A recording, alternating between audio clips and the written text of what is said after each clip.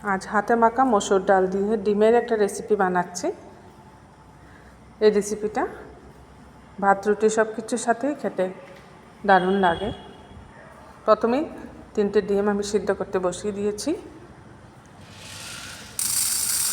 এদিকে বাটির মধ্যে 1 কাপ পরিমাণে মসুর ডাল নিয়ে নিলাম।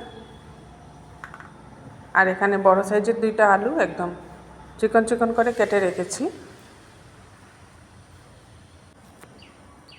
এখানে বড় সাইজের একটা টমেটোটাও চিকন করে কেটে নিয়েছি। একটা পেঁয়াজ চিকন করে কেটে নিয়েছি। আর বাটির মধ্যে আলাদা করে ছোট একটা পেঁয়াজ কেটে নিয়েছি, সাথে কিছু পরিমাণে রসুন কুচিয়ে নিয়েছি। মসুর ডালটাকে খুব ভালো করে ধুয়ে নিতে হবে। 2 থেকে 3 বার আমি জল চেঞ্জ করে মসুর ডালটাকে ধুয়ে নেব। এইভাবে হাত দিয়ে ডলে ডলে খুব ভালো করে পরিষ্কার করে নিচ্ছি।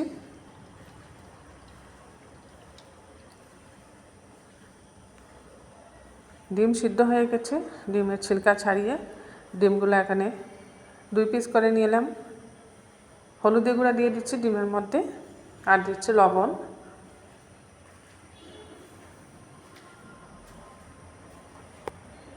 এবার একটা কড়াই নিয়ে নিলাম। আমি কিন্তু গ্যাসটা এখনও জ্বালাইনি। কড়াইয়ের মধ্যে প্রথমে কুচিয়ে রাখা আলু দিয়ে দিয়েছি। এরপরে এর মধ্যে ধুয়ে রাখা মসুর ডালটা দিয়ে দিলাম।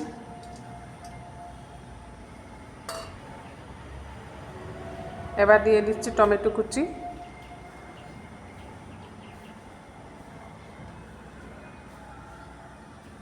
এবার দেব পেঁয়াজ কুচি।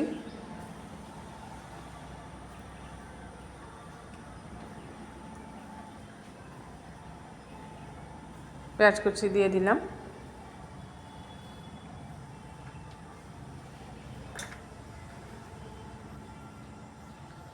এবার 4-5টা কাঁচা পাকা লঙ্কা দিয়ে দিয়েছি।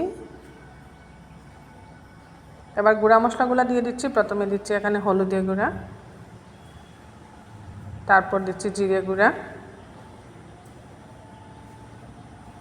আর লাগছে ধনে গুঁড়া। ধনে গুঁড়াটা একটু বেশি দিচ্ছি জিরে গুঁড়ার থেকে। আর সামান্য লাল লঙ্কার গুঁড়া দিয়েছি। কুচিয়ে রাখা আদা দিয়ে দিলাম।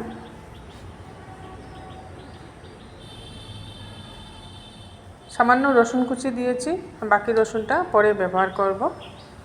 পরিমাণ মতো লবণও দিয়ে দিলাম।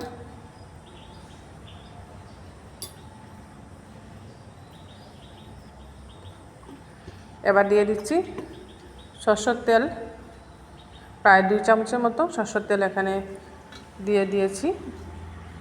এবার সব কিছুকে খুব ভালো করে হাত দিয়ে মেখে নিচ্ছি।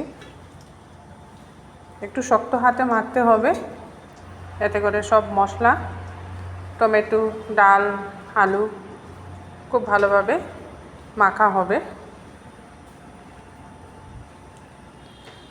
এইভাবে হাতে মেখে এই ডিমের রেসিপিটা বানালে এর টেস্টটা সম্পূর্ণ আলাদা হয় অন্য যেসব আমরা ডিমের রেসিপি বানিয়ে থাকি তার থেকে। আর এখানে যেহেতু মসুর ডাল দিয়েছি, তাই এই ডিম রান্নাটা একদম একটা ইউনিক রান্না হবে। এবার গ্যাস জ্বালিয়ে কড়াইটা বসিয়ে দিয়েছি। এবার দিয়ে দেব পরিমাণ মতো জল।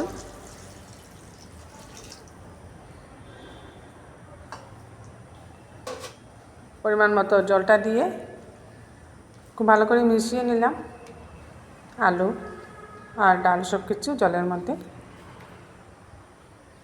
এবার কিছুক্ষণ এটাকে সিদ্ধ করে নেব। দেখুন 10 মিনিটের মতো সিদ্ধ করে নিয়েছি। অর্ধেক সিদ্ধ হয়ে গেছে।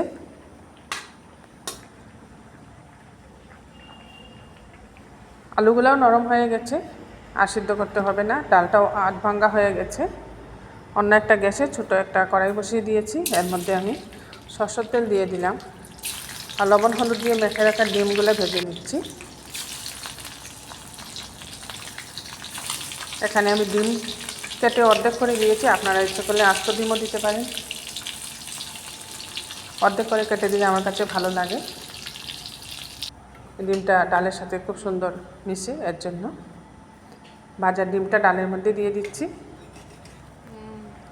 সবগুলা ডিম এইভাবে ডালের মধ্যে দিয়ে দিলাম। ডালটা সিদ্ধ হয়ে গেছে সুন্দরভাবে। এবার এর মধ্যে আরও 1 চামচের মতো সরষের তেল দিয়ে দিয়েছি, যে কড়াইয়ের মধ্যে ডিমটা আমি ভেজেছিলাম। প্রথমে এর মধ্যে রসুন কুচি দিয়ে দিচ্ছি। রসুন কুচিটাকে একটু ভাজা ভাজা করে নেব। আমার এই রেসিপিটা যারা ফেসবুক থেকে দেখছেন, ফেসবুক পেজটা ফলো করে নেবেন। আর যারা ইউটিউব থেকে দেখছেন, কলিজ কিচেনটা সাবস্ক্রাইব করে নেবেন। রসুন কুচিটা ভাজা ভাজা হয়ে যাওয়ার পর পেঁয়াজ কুচি দিয়ে দিচ্ছি। পেঁয়াজ কুচিটা দিয়েও একটু লাল লাল করে ভাজবো।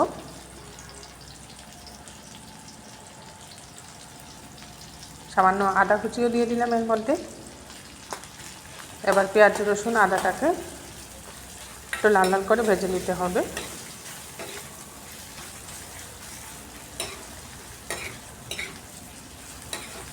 এভাবে সব শেষে আদা পেঁয়াজ রসুনটাকে লাল লাল করে ভেজে একটা তড়কা দিলে তবে টেস্টটা খুব ভালো হয় এই রেসিপি।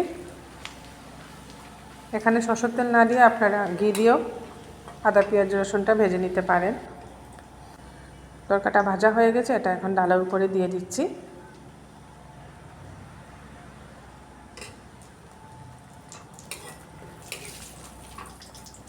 ডালটাও খুব সুন্দরভাবে ফুটে উঠছে। তড়কাটা দিয়ে একটু নাড়াচাড়া করে এটা মিশিয়ে নিচ্ছি।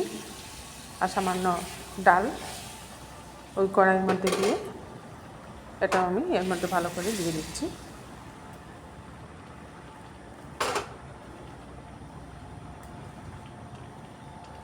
এবার কয়েকটা কাঁচা লঙ্কা উপর থেকে দিয়ে দিলাম। তৈরি হয়ে গেল হাতে মাখা মসুর ডাল দিয়ে ডিমের রেসিপি। নামানোর আগে সামান্য গরম মশলা দিয়ে ভালো করে মিশিয়ে নিচ্ছি। আমার এই রেসিপিটা আপনাদের ভালো লাগলে বানিয়ে খাবেন, কমেন্টে জানাবেন এর টেস্টটা কীরকম হলো। এটা খুব সুন্দর একটা ইউনিক রেসিপি ডাল ডিমের। এটা রুটির সাথে, ভাতের সাথে, সব কিছুর সাথে দারুণ লাগে খেতে। আমার এই রেসিপিটা আপনাদের ভালো লাগলে একটা লাইক করে দিবেন, অবশ্যই সবার সাথে শেয়ার করবেন।